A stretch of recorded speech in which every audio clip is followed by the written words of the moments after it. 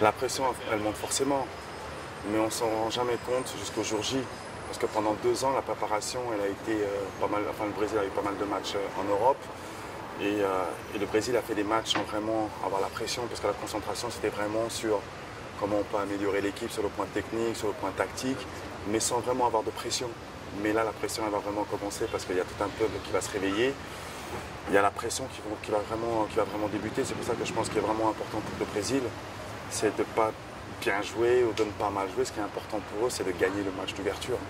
Et je pense que gagner le match d'ouverture va les aider à évacuer un peu plus la pression et avoir plus de peuple autour d'eux. Parce que malheureusement, avec tout ce qui se passe et tout ce qu'on dit, il y a encore beaucoup de questions sur la compétition en elle-même, mais aussi sur l'équipe nationale du Brésil. Et c'est pour ça que j'espère qu'ils vont commencer par une victoire. C'est des grands moments, et c'est des moments qu'on vit seulement une fois dans sa carrière, puisqu'organiser la Coupe du Monde quand on est compétiteur ou quand on joue encore à ce niveau-là, ça n'arrive pas souvent.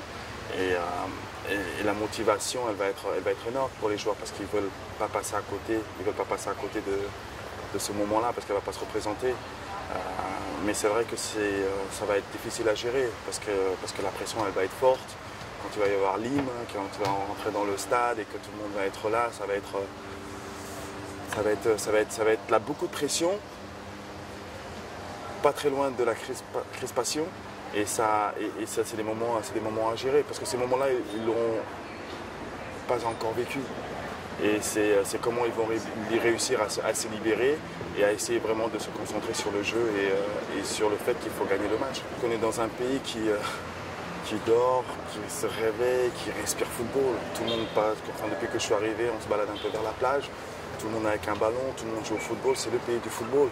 Et malheureusement, avec tout ce qu'on a pu entendre autour de cette compétition, ça gâche un peu l'amour et la passion des gens ici. C'est pour ça que j'espère que ça va être une Coupe du Monde qui va bien se passer, où le Brésil laissera vraiment une image positive.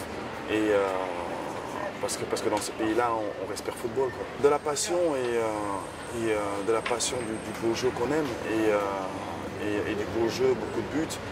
Mais surtout, parce que moi, le Brésil, en tant que gosse, quand on a grandi, le Brésil, c'est le pays du football. Et puis quand on voit le nombre de joueurs brésiliens qui ont réussi au niveau mondial, on a envie de vivre ça. C'est une des raisons pour laquelle je suis venu. J'ai envie vraiment de vivre cette expérience-là, parce que le Brésil, pour moi, c'est le pays du football.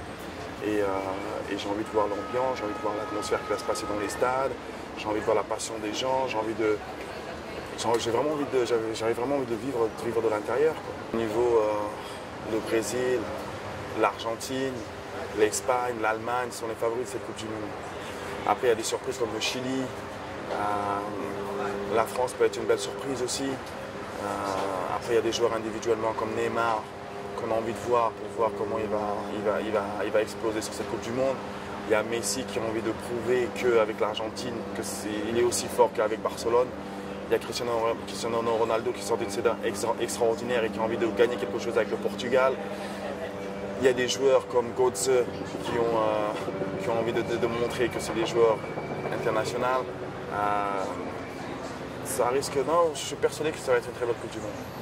On sent épanoui et heureux d'être ici un peu comme un gamin quelque part. Non, mais c'est extraordinaire. Parce que moi, j'ai grandi avec le Brésil, avec tous ces joueurs qui m'ont fait rêver, qui ont fait rêver des millions de Français. En plus, on ne parle pas d'un ou deux joueurs, on parle de l'époque de Pelé jusqu'à Neymar aujourd'hui. Chaque année, le Brésil a toujours eu des joueurs extraordinaires, en passant par Ronaldinho, Ronaldo, Kaká. Et avoir la Coupe du Monde au Brésil, moi, je sais que je vais me régaler, quoi.